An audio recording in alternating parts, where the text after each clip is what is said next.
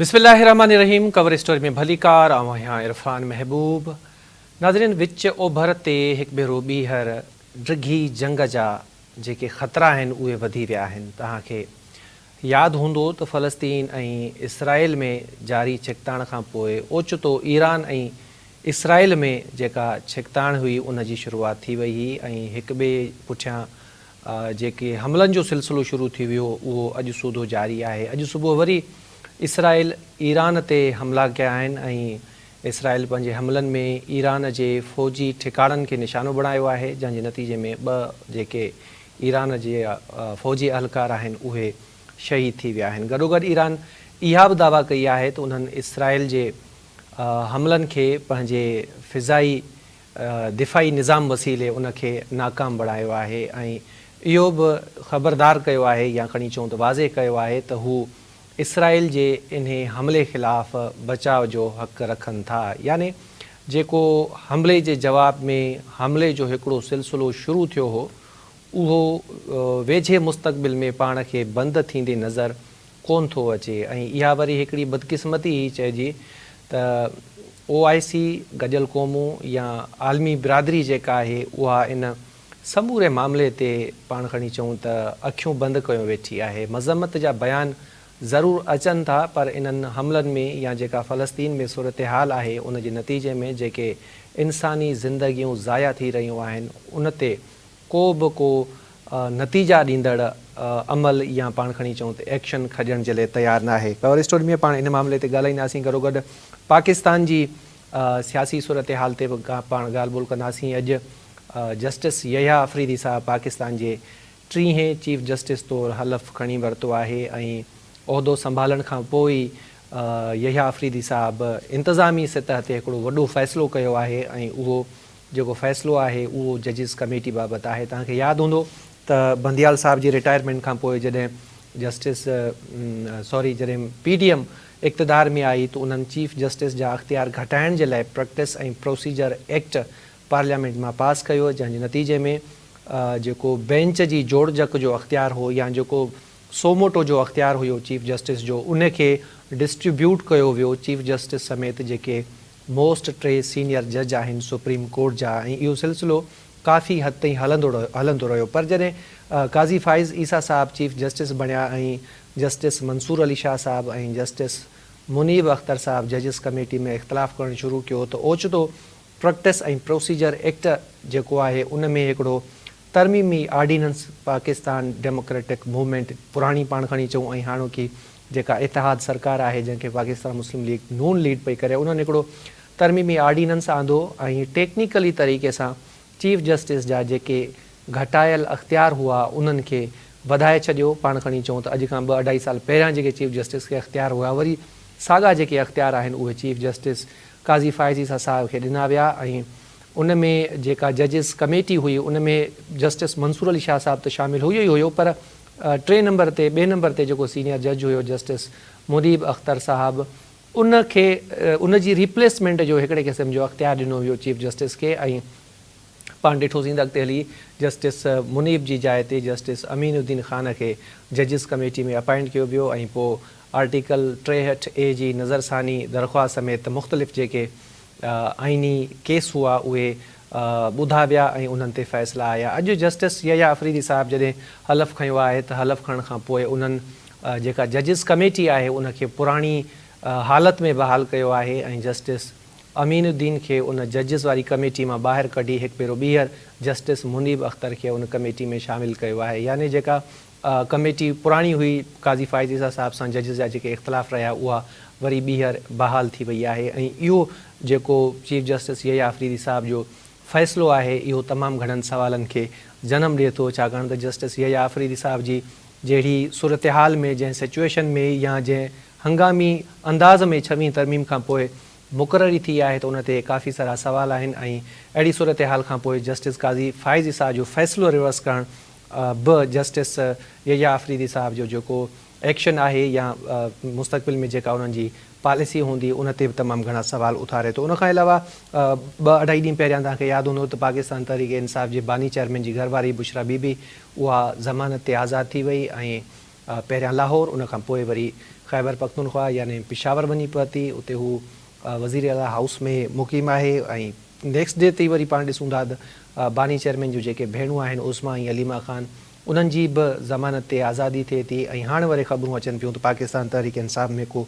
Forward block ठहणु पियो वञे ऐं जेको हाणे जी जेका सियासी हिकमत अमली आहे या सियासी तर्ज़ अमल आहे पाकिस्तान तहरीक इंसाफ़ जो, उहो तब्दील थियणु पियो वञे। उनजो जेको मुख्य कारण आहे उहा बुशरा बीबी जी आज़ादी आहे। ऐं इहे बि ॻाल्हियूं आहिनि त वेझे मुस्तक़बिल में जेके मामला थींदा, ख़ासि करे पाकिस्तान तहरीक इंसाफ़ जे बानी चेयरमैन जी आज़ादी जे लाइ, उनखे बुशरा बीबी लीड कंदी। इन समूरे मामले ते पाण ॻाल्हि ॿोल कंदासीं। स्टूडियो में असांखे जॉइन कयो आहे नौजवान सहाफ़ी ऐं एंकर पर्सन सनाउल्ला हाशमाणी साहब।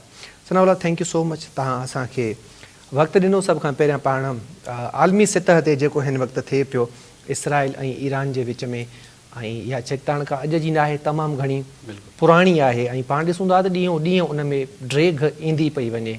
अॼु इसराइल हमिलो कयो आहे त ईरान ऑलरेडी ऐलान करे छॾियो आहे त असां हिन जो प्लान वठंदासीं, असां दिफ़ा जो हक़ रखूं था।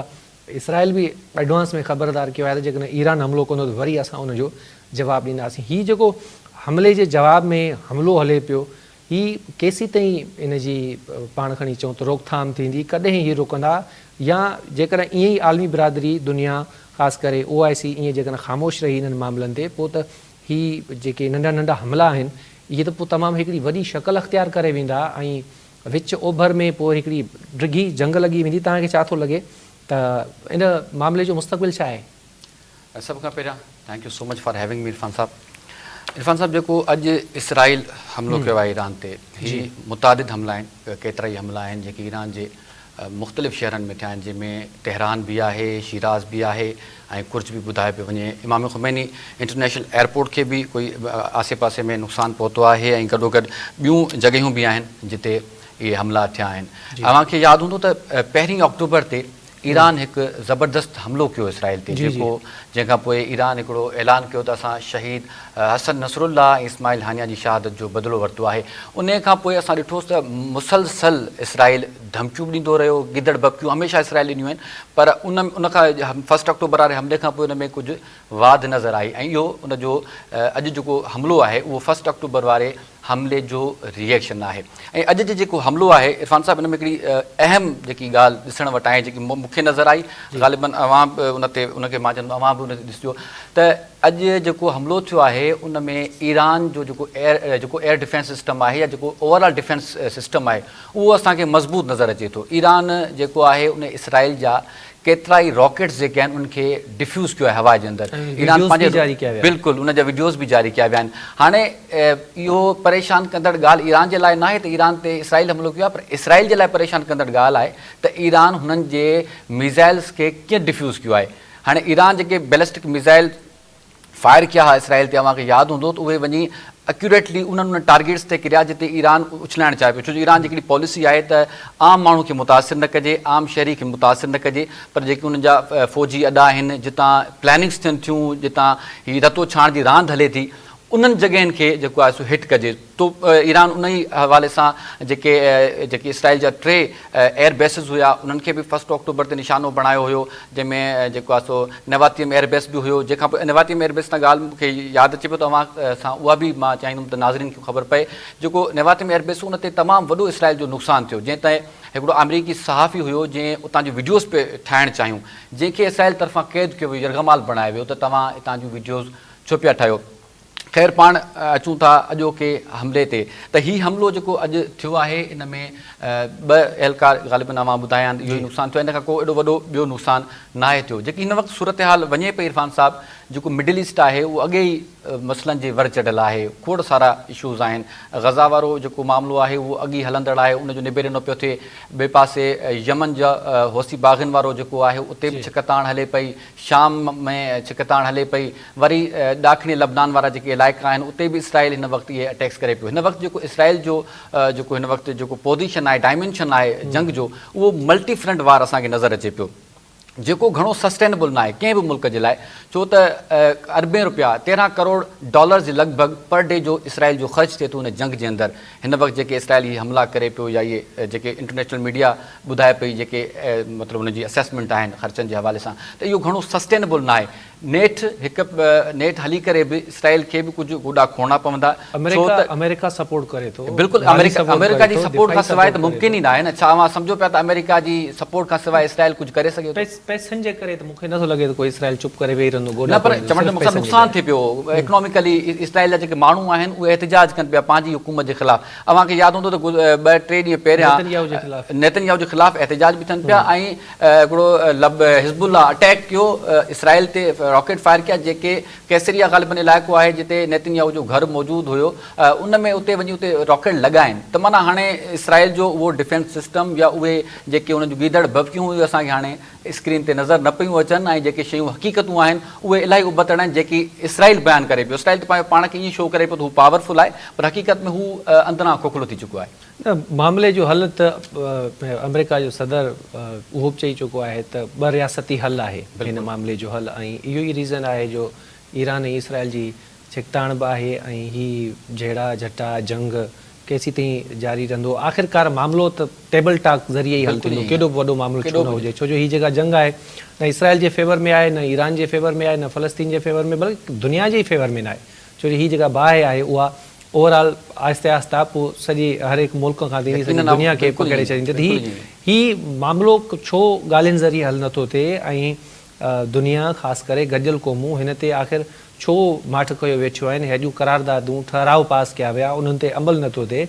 ईअं मतिलबु महसूसु थिए थो त इसराइल खे ईअं छुड़वाग छॾियो वियो आहे, बा तुंहिंजी मर्ज़ी आहे, तूं जेको वणी कर, तोखां कोई पुछंदो कोन। त आख़िर ईअं छो आहे, केसी थी हलंदो मामला सॉर्ट आउट थियणु खपे। मां तव्हांखे चवां त जेके इंटरनेशनल जेके गुंडा आहिनि सो कॉल्ड, उहे उन्हनि जो हिकिड़ो बिज़नेस आहे, वॉर बिज़नेस। हाणे हिन में घणे भाङे शयूं वार बिज़नेस जूं बि इन्वॉल्व आहिनि।